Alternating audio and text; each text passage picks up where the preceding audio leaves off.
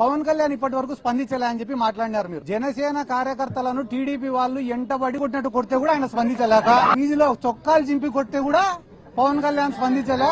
జనసేన వాళ్లకు నామినేటెడ్ పోస్టులలో అన్యాయం, కాంట్రాక్ట్ వర్కుల్లో జరిగే దాంట్లో అన్యాయం, జనసేన వాళ్లకు మర్యాద ఇచ్చే విషయంలో అన్యాయం, అన్ని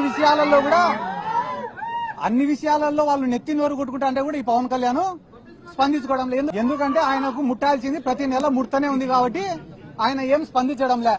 కానీ మీకు అందరికీ అర్థమయ్యేలాగా చెప్పాలంటే ఒక విషయం చెప్తా, గుర్తుపెట్టుకోండి. చంద్రబాబు నాయుడు గారు ఈడ పవన్ కళ్యాణ్, లోకేష్ ఇద్దరు కూర్చొని ఉంటే 3 వస్తువులు ఇచ్చినాడంట పంచుకోమని చెప్పి. ఒక దుప్పటి ఇచ్చినాడంట, ఒక చెట్టు ఇచ్చినాడంట, 3వది ఒక ఆవుని ఇచ్చినాడంట. మీరిద్దరు పంచుకోండి రా ఆస్తులు అని చెప్పినాడంట. చెప్తేనే లోకేష్ చెప్పినాడంట పవన్ కళ్యాణ్కి, అన్నా నీకు పంపకాలు సరిగ్గా రావు, నేను పంచుతా, న్యాయంగా పంచుతా ఇద్దరికి అని అంట. అన్న తర్వాత మొట్టమొదట దుప్పటి తీసుకున్నారంట. దుప్పటి తీసుకుంటే నారా లోకేష్ ఏం చెప్పాడంట, అన్నా న్యాయంగా పంచుకుందామన్నా ఈ దుప్పటి, దీన్ని పొద్దునంతా నువ్వు వాడుకో, రాత్రి అయితే నేను వాడుకుంటా అని అంట. ఆ న్యాయంగా పంచినావు తమ్ముడు అని చెప్పి దుప్పటి తీసుకున్నాడు పవన్ కళ్యాణ్. తీసుకున్న తర్వాత పొద్దున ఎండకు దాన్ని కప్పుకోలేకున్నాడంట, వేడి అయిపోతేనే సాయంత్రం అయితేనే లోకేష్కి ఇచ్చినాడు. పాపం లోకేష్ తెలివైనాడు కదా, చలికి బాగా కప్పుకొని పండుకున్నాడు. అంటే దుప్పటి లోకేష్కి ఉపయోగపడింది, చంద్రబాబుకు ఉపయోగపడలే. అయిపోయిన తర్వాత పవన్ కళ్యాణ్కి ఉపయోగపడలే. అయిపోయిన తర్వాత ఇద్దరు చెట్టుకాడికి పోయినారు. చెట్టుకాడికి పోతే మళ్ళా లోకేష్ వచ్చి, అన్న ఇది కూడా న్యాయంగా పంచుతానా, నేను అధర్మం పాటించాను అని చెప్పి, చెట్టు పై భాగం అంతా నేను తీసుకుంటా, కింది భాగం అంతా నువ్వు తీసుకొని నాన్న అంట.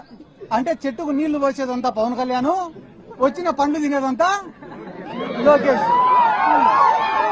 అయిపోయిన తర్వాత మళ్ళా 3వది ఆవు కాడికి పోయినారట. పోయి, అన్న ఇది కూడా నేను న్యాయంగా పంచుతానా, ఆవుకు ముందు భాగం అంతా నువ్వు తీసుకో, వెనక భాగం అంతా నేను తీసుకుంటా అని అంట. అంటే ఆవుకు రోజు నీళ్లు పోసేది, మేపేసేదంతా పవన్ కళ్యాణ్, వచ్చే పాలు పిండుకొని తినేది లోకేష్. ఈ రోజు జన సైనికుల పరిస్థితి ఏమరా అంటే, కూలీ చేసేది ఇల్లు, వచ్చిందంతా తినేది తెలుగు తమ్ముళ్ళు.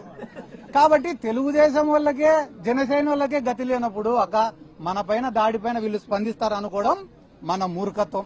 ఎందుకంటే చంద్రబాబు నాయుడు అనే వ్యక్తికి ఈ రాష్ట్రంలో ఎవడైనా ఏలెత్తి చూపించినా, ప్రశ్నించినా నచ్చదు. దాంట్లో భాగంగానే ఆ రోజు వంగవీటి మోహనరంగ గారు పోరాడుతున్నాడనే ఉద్దేశంతో, ఆయనను అంతమొందించాలనే ఉద్దేశంతో ఇదే తెలుగుదేశం పార్టీని కుట్ర చేసి ఆయన లేకుండా చేసినారు. అయిపోయిన తర్వాత కాపు సామాజిక వర్గం కోసం ముద్రగడ పద్మనాభం గారు అంత పెద్ద పోరాటం చేస్తే ఆయనను ఆయన కుటుంబ సభ్యులపైన దాడి చేసి అవమానించి ఆయన మనసును గాయపరిచేలా చేసింది కూడా ఇదే చంద్రబాబు నాయుడు గారి ప్రభుత్వమే. ఆ రోజు హైదరాబాద్ బషీర్బాగ్ లో విద్యుత్ ఛార్జీల పెరుగుదల పైన పేదవాళ్ళందరూ ఉద్యమానికి పోతే ఎట్లా ఉద్యమం చేస్తారని చెప్పి వాళ్ళపైన కాల్పులు చేసి చంపింది ఇదే చంద్రబాబు నాయుడు గారే. కాబట్టి ఈ రాష్ట్రంలో ఆయనకు ఎవరు కూడా ఎదురు తిరగకూడదు, ఎదురు మాట్లాడకూడదు. ఎవరైనా ఎదురు మాట్లాడితే ఎంత పెద్దవాళ్ళైనా లేదా పూర్తి మైనర్లైనా ఎవరిని కూడా వాళ్ళు ఇడిచిపెట్టారు, వాళ్ళపైన కక్ష సాధింపు చర్యలు చేస్తారు. అందరి జోలికి పోయినారన్నా ఏం బాధ లేదు, మేము తిరిగి వస్తాం, పోరాడతాం, జగన్ సార్ని ముఖ్యమంత్రిని చేసుకుంటాం.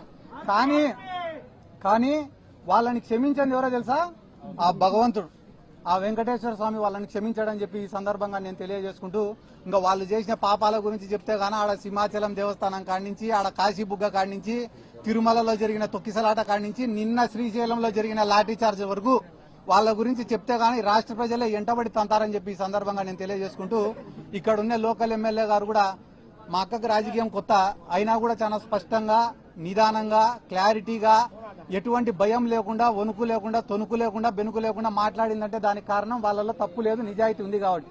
అవతల పక్కనే ఆమె నేను ఇప్పటి వరకు వారం రోజులు చూడబట్టి టెన్షన్ తప్ప ఏం లేదు. అంటే అతి త్వరలో నాకెందుకో అంబటి రాంబాబు అన్న దగ్గరకు వస్తారు 3 ఏళ్ళు అయిపోతేనే. మాదేం తప్పు లేదు, ఏదో చంద్రబాబు నాయుడు చెప్తే చేసినామనో, లోకేష్ చెప్తే చేసినాడు అని. ఆ రోజు మీ ఇష్టం క్షమిస్తారో లేదో అది కూడా మీకు ఇష్టం అని చెప్పి